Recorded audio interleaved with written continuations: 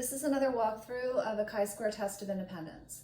So in this problem, we're going to look at the relationship between whether a person is dating or single and their grades. Looking at their grades as a category, A and B, A's and B's, C's or D's and F's. All right, so this first table is our observed frequencies table. So we asked a total of 20 people to report whether they were dating or single and what their average grades were.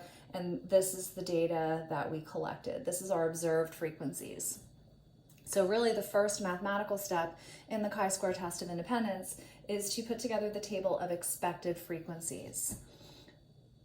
Now remember, when we're calculating the expected frequencies for the test of independence, we have to use this little formula over here.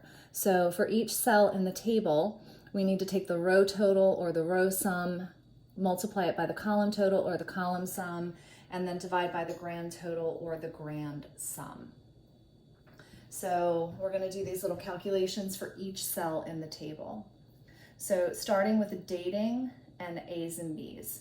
So if we go back up to the observed frequencies table, when people are dating and they have A's and B's, the row total is 8,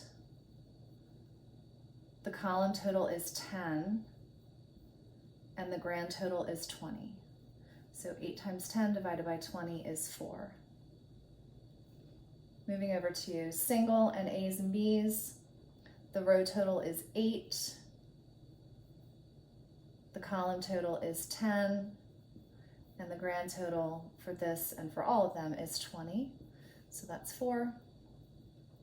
Moving down to this middle row, dating and C's, the row total is 8, column total is 10, grand total is 20, so that's 4.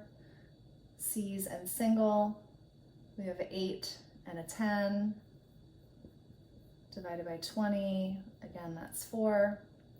And then for this last row in the table, so dating and D's and F's, the row total is 4, the column total is 10, the grand total is 20, so that's a 2. And then for single, D's and F's, we have 4, 10, and 20. So 4 times 10 divided by 20 is 2. All right, so remember you also want to do a check. So the sums for the rows, the columns, and the grand should be the same as they are in the observed frequencies table. So 4 plus 4 is 8, 4 plus 4 is 8, 2 plus 2 is 4, 4 plus 4 plus 2 is 10, 4 plus 4 plus 2 is 10, and the grand is 20. And these totals are the same as they are in the observed frequencies table. So that tells us we probably did this correct. In the next video, we are going to calculate the chi-square.